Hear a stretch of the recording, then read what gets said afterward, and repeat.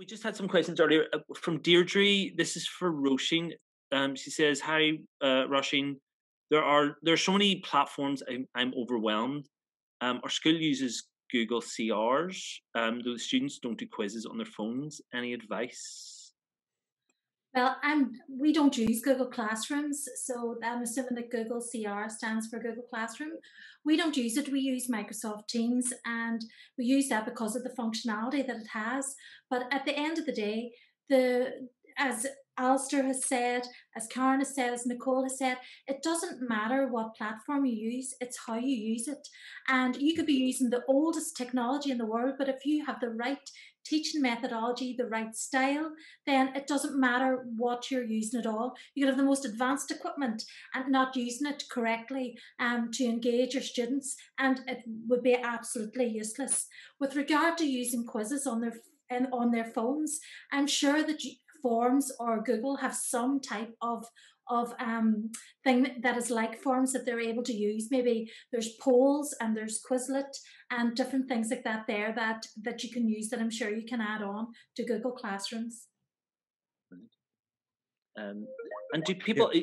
this? Oh, sorry. Yeah, go ahead. No, I was just going to come in, but it seems like Roisin, I've got the questions about Microsoft, and you've got the questions about Google.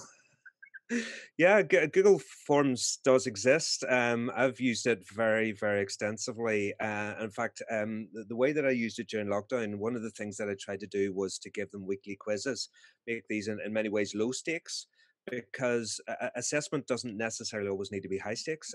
So it can be used for retrieval practice. And what I basically allowed them to do was to repeat it as many times as they wanted to get as high a score as they wanted. I recorded their first score and their last score and averaged them out. They thought that they were winning because they were getting more than one go at doing it. I thought I was winning because I was making them think about geography 2 or 3 times more than they might have done before. In actual fact, what I've done since I've come back in is use exactly the same model. So our students are using these multiple choice questions in Google Forms, but doing the quizzes at home. And I'm really trying to maximize then the face-to-face time for more interactive teaching rather than to me just sitting watching do a test for half an hour. Heather has just put something in the chat there. When using Google Forms or quiz on a mobile device, ensure that they're open. Ensure it's opened on a Chrome browser, so that might solve your problem there. So I've got another question. I see this for Alistair, but anyone jump in from Katrina. How do you deal with pupils being at different stages due to digital poverty? Are your engagement levels high? Yeah, well, one of the first things that we did when we came back in was a survey to try and ascertain the extent to which there were gaps in the digital access. And yes, they do exist. So Roisin had mentioned earlier on about some of the DE money that's available to try and plug that. So it's about, I suppose, trying to leverage some of the digital technologies that you would have in school to see if there are things you can do in terms of lending equipment to pupils. That's certainly something that we had to do. In terms of engagement, yeah, that's the perennial problem. And that's why I think we're trying in school now to build in what we're doing in class would be replicated very similarly if they're working from home, so that if they do have to work from home, there's not a radical shift and change in what and how they're doing things, in the hope that we're opening up access. One of the other things I tried to do with the students whenever they came back is for those students that struggle a little bit with access and motivation and engagement during lockdown, is to try not to make them feel guilty for not doing that, but try to really affirm the progress that they have made. Just had a wonderful conversation with a year 12 student today who really struggled during lockdown to engage, but had done extremely well in a major test that we had done and had worked really hard to pick that up. And I suppose it's doing that with the students in front of them now to really try and foster and encourage them to keep going and give them a sense that working from home does actually make a difference, and you can actually continue with your education with that, and just trying really to build that into them now so that they've got that mentality whenever they have to self-isolate. Mm-hmm. I'm just going to echo a little bit of what Alistair said there in terms of lending devices. The C2K exchange tool on my school has help sheets on how to do that. You have to change some proxy servers so that children can access Wi-Fi at home. It's the same for if staff are taking C2K laptops, etc. Back home with them, but everything is there in handy help sheets to support this any type of blended or remote approach that's needed. Can I just say too that over the lockdown we did hand out hard copies of work, but we also lent out a lot of equipment to students. One of the things that we have done since we have returned to school is we have allowed students to use their mobile phones. We have allowed them to download Teams onto their mobile phones. Our IT department has used their IT dedicated lessons to teach the students how to use Teams and forms and different things on their mobile phones. And I know that we've worked hard in trying to teach acceptable use of mobile phones and things like this. So this is something maybe that we could take forward into the future, because mobile phones aren't going away. They need to know how to use them for the world of work. So, why not adapt them into our current practice? And as a teacher in an all ability secondary school in an area that there would be quite a digital divide amongst pupils even within our school, that most of them do have a mobile device, and if we can utilise that for learning, that is good. And giving them little projects that they can do, and I talked a bit about this in the presentation, like build a castle, bake a cake, sing a song, record a poem. That's all very easily done and very, very doable without using any of the platforms or software that some people may not have access to because they don't have access to a laptop. And have you found any surprises?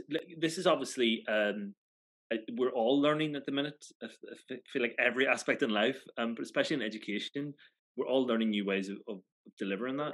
Have you been surprised? Have any of you been surprised at how you found that pupils are engaging? Is there any differences that you didn't expect? Because you can plan as much as you like ahead of time, but there's always those things, little surprises that come up. What have you noticed that you didn't expect to happen?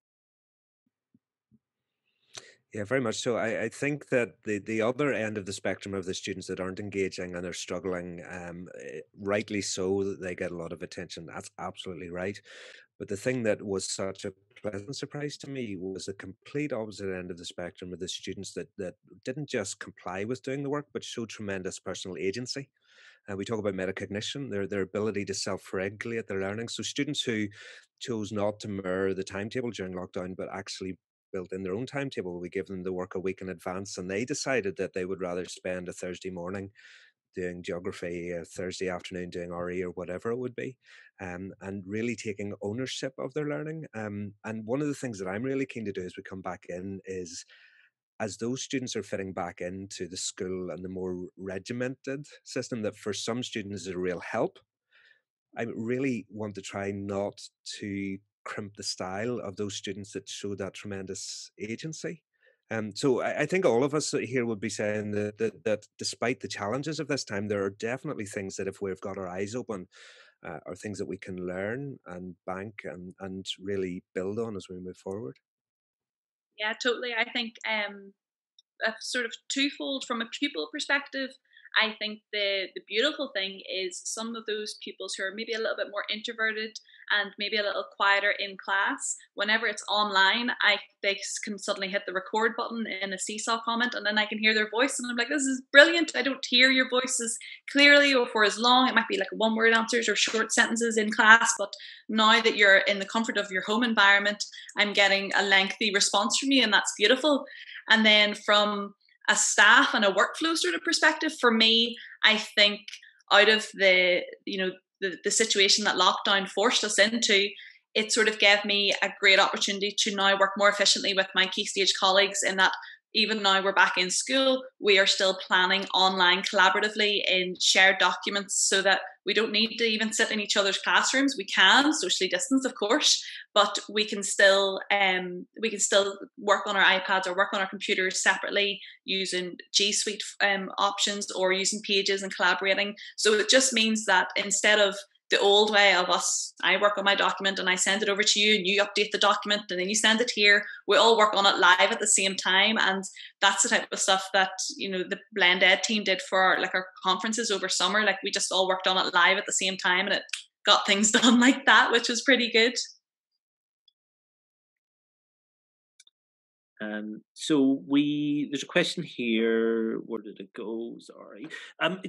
We have a question from Vicky. She said, "Do you allow pupils access to C2K Wi-Fi in school settings? If so, have you noticed a lag?" The practical one. Out of that one, who's probably more a post-primary question, I'd say, for you bring your own device. No, we do allow them access to the Wi-Fi, and we are very fortunate that we have quite a number of Wi-Fi hubs set across the whole school. So while yes, there can be a lag at times. For example, the day that we did the Teams training with everybody in the whole school, there was a lag. But generally, no, it's okay. Maybe some of our big classes like health and social care, and they're all using their own device, and they were in a room that was away from one of the Wi-Fi routers. We just had to move them a wee bit. We moved rooms, so we moved them to a room closer to the Wi-Fi router. So that's how we overcame that problem. So yeah. So we with a question. This for Alistair, but anyone can jump in. The digital jotter sounds great. I'm just wondering, with Google Slides, how do you monitor the work live? Are they given the link to it, or is there a specific setting that needs to be set up? Yeah, so that's all just handled through Google Classroom and the digital jotter. So any of the work that we're doing, that it really becomes my planning document, as I suppose, in a sense. But it's just a very open planning document that I share with the students. So rather than writing it down in my diary, what I'm going to be doing next time, it just goes on there. And any links that I need to do, I can share that with them. It can be shared through Google Classroom. So I started off, first of all, having a different slides for every lesson, and then that soon became completely unworkable. So I just came up then with this idea that for every subsection, there'll be a digital jotter, and the students can have a different page with their name at the top of it. If you do Control and F, for find, and type in the student's name, it can take you straight to where that student is working, and you can navigate through really easily. And just with once we're through COVID, whenever that is, it feels like years away now. What are the specific things that you will definitely take forward to when education's back open and as it was last year? Karen, I don't want to beat you to this word here, but I'm sure you're going to say collaboration. I think the more that, and I know Alistair is on the same page with this one as well, I'm 100% certain that Roisin is too. The more that we utilise the collaboration and the workforce of the teachers in Northern Ireland, the better it'll be for everyone. Sometimes it can seem like the system has schools competing against each other, whereas really if we're all working together and it helps little Jimmy down the road as well as little Jimmy in your class, then is that not a win-win for the children in Northern Ireland? It doesn't matter which school they're in.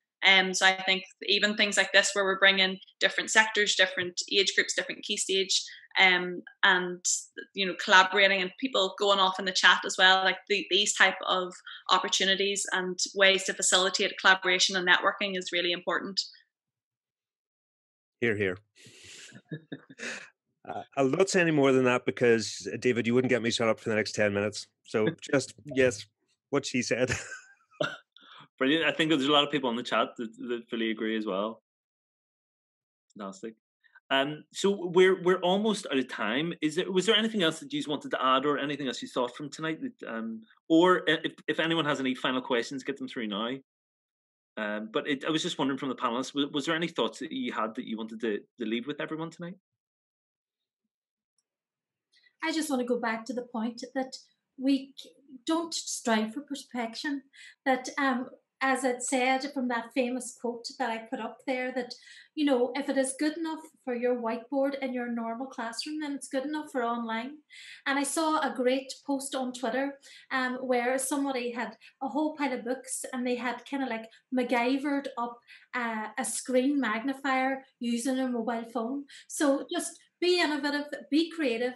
We're all learning and we're all sharing, which is absolutely brilliant.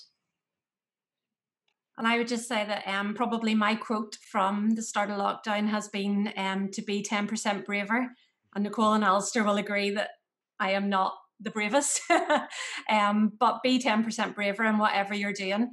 Just push yourself that little bit further. I know when I started remote teaching, the thought of being on video in front of parents was just my worst thought, but just push yourself. You don't need to be perfect. You don't need to be the most amazing, but just push yourself 10% more and that'll be worth it.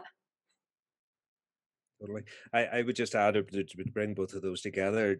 Tony Gallagher early in lockdown, a tweet that he said talked about sharing of next practice rather than best practice, which when I first heard it sounded like one of those real American cheesy, slogan things. But whenever he explained it a little bit more, it really made a lot of sense. Because this isn't about us being perfect. If we teachers probably have a high degree of perfectionism built into us, don't we? We tend to be that kind of person anyway. But it's not about sharing or waiting until something is finished, because it's never going to be finished. But the whole idea of next practice is saying, right, I'm just going to be open with where I am now, because if I say this and Nicole says this, and Karen says this, and Roisin says this, and all sorts of other people are saying things, do you know what might happen for you is you'll not go away with one idea that you're going to copy that we've said, but you're going to take things from all of us. And you're going to say, I can connect this into my context and make this work. And I think if we're all in the position where we're just, as Nicole's saying, right, the system would have started. Anyway, if the system tries to force us to compete against each other, we have it within our power and our ability to reject that, because nobody is going to stop us from doing this right now. We are totally empowered and in control if we want to be. I just have found my collaboration with others so empowering and enriching and inspiring. If you haven't tried it, just jump on in. You will absolutely not regret it. Exactly. I'm going to stop Alistair before he does go further, but really the last little quip is sort of to yes and it. So whatever you've listened to or heard or seen today, say yes and it, you go and do something else with it, because as I said, like that's not the way to do videos, that's not the way to do AR, it is a way to do it. So you have the creativity, all teachers are creative in their own ways, to take what we have said, yes, that's great, and I'm going to do this now. So good luck everybody, have at it and keep in touch. Brilliant, thank you. I think everyone's feeling a lot more energized and encouraged now. So that's all we have time for tonight. Please do join us tomorrow when the focus will be on mental health, resilience and well-being for teachers and pupils. So a massive thank you to our panelists tonight, Roisin Rice, Nicole O'Connor, Karen Irwin and Alistair Hamill. And also for all of you watching and interacting on all your questions. Thank you so much. We'll see you tomorrow at 7:30. Thanks very much. Good night.